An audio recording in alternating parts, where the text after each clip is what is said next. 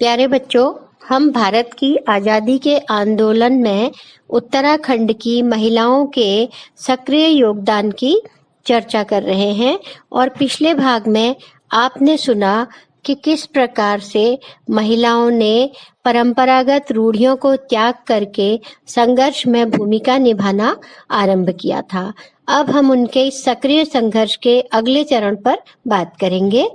1874 में उत्तराखंड में ग्रामीणों के परंपरागत वन अधिकारों को समाप्त कर दिया गया था और 1911 से 1917 तक राज्य के वनों का सरकार द्वारा अधिग्रहण कर लिया गया। अधिकांश जनता की दैनिक आवश्यकताओं की पूर्ति इन्हीं वनों से होती थी। अब वनों से प्राप्त होने वाले लाभ पर भी सरकार का एकाधिकार हो गया। 20वीं शताब्दी के तीसरे और चौथे दशक में वनों पर अधिकार प्राप्त करने के लिए संघर्ष हुए। सरकार की नीतियों से जनता का आक्रोश बढ़ता गया और इसने शीघ्र ही आंदोलन का रूप धारण कर लिया। 1921 में कुली बेगार आंदोलन के समय कुमाऊं परिषद के नेतृत्व में बद्रीदत्त पांडे, अनुसुईया प्रसाद बहुगुणा, गोविंद बल्लभ पंत, हरगोविंद पंत आदि ने इस आंदोलन में मुख्य भूमिका का निर्वाह किया। वन नीति के दौरान किए जा रहे आर्थिक शोषण का प्रभाव महिलाओं पर ही सर्वाधिक पड़ा था, क्योंकि वन उनके ईंधन, पशुओं का चारा, कृषि के उपकरण, मकान हेतु लकड़ी आदि आवश्यकताओं की पूर्ति का साधन थे। सरकार द्वारा वनों पर प्रतिबंध लगाए जाने के कारण महिलाओं में सरकार के प्रति काफी आक्रोश था। आंदोलन की तीव्रता तथा जनता द्वारा वनों में अग्निकांड आदि की घटनाओं को देखते हुए सरकार ने दमन नीति अपनाई तथा गिरफ्तारियां की। जनता में इतना असंतोष फैल गया कि अल्मोड़ा में लोगों ने उत्तेजित होकर ब्रिटिश सरकार द्वारा सुरक्षित घोषित 250 एकड़ चीड़ के मूल्यवान जंगलों को आग के हवाले कर दिया।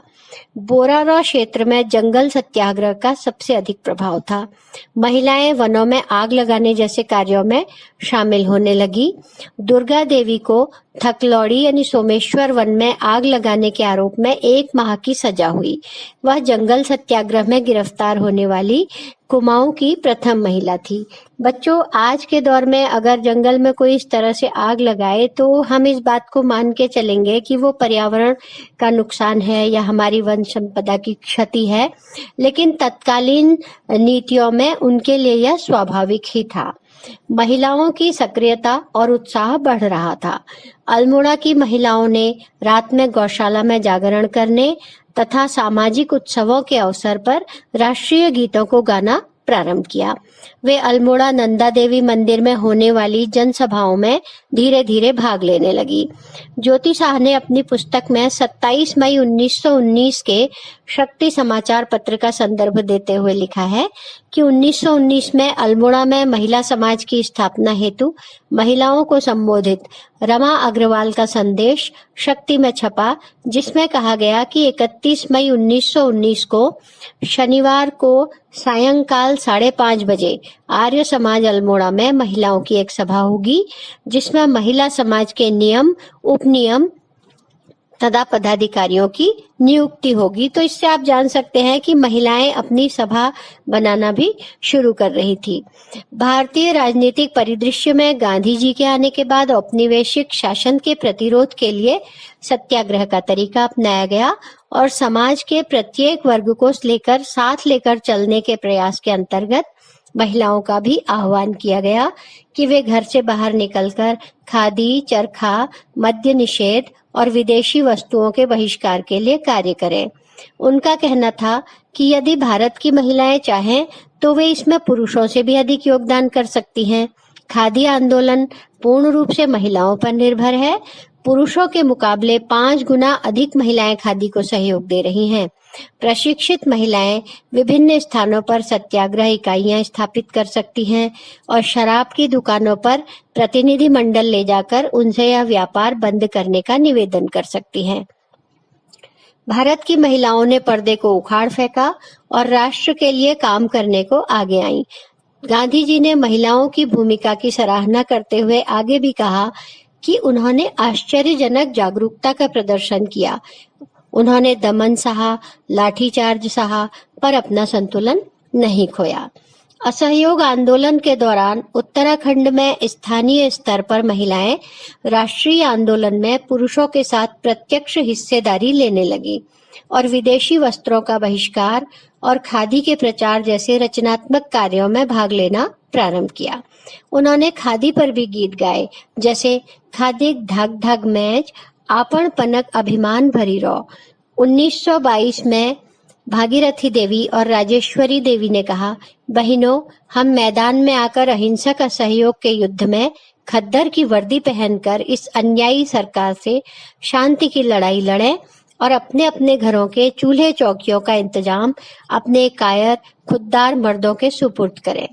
4 अक्टूबर 1923 में अल्मोड़ा के राष्ट्रीय भवन में लगभग 400 महिलाओं की उपस्थिति में बड़ी सभा हुई, जिसमें मौलाना मोहम्मद अली की बेगम ने हिंदू मुस्लिम एकता पर व्याख्यान दिया।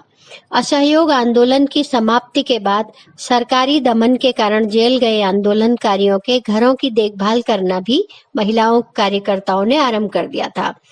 मोहन जोशी की गिरफ्तारी पर स्थानीय 25 महिलाओं ने अपना एक दल भी तैयार किया। सामाजिक दबावों के बावजूद भी महिलाएं स्वयं आगे बढ़ चढ़कर आजादी के संघर्ष में भाग ले रही थी। साइमन कमीशन के विरोध में निकले जुलूस में कुछ महिलाएं सामने आईं। जून 1929 में गांधी जी के कुमाऊं आगमन के बाद 15 जून को नैनीताल में महिलाओं की सभा हुई। गांधी जी ने चरखा और स्वदेशी अपनाने की बात कही।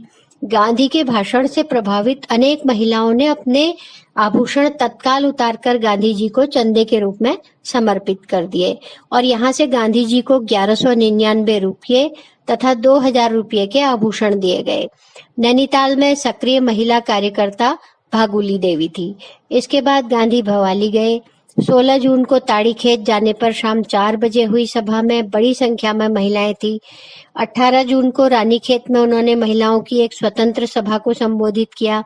इसमें दुर्गा देवी पंत ने अभिनंदन पत्र पढ़ा। सभा में महिलाओं ने आभूषणों के अलावा 113 रुपये भेंट किए। इसके बाद अल्मोड़ा में उन्होंने महिलाओं की सभा को संबोधित करते हुए कहा कि महिलाओं के जागृत हुए बिना देश न तो आजाद हो सकता है और न आगे बढ़ सकता है। इस सभा में भी 400 रुपये तथा आभूषण जमा किए गए। 22 जून को बागेश्वर में भी महिलाओं ने सभा में भाग लिया और अपने आभूषण गांधी जी को भेंट किए।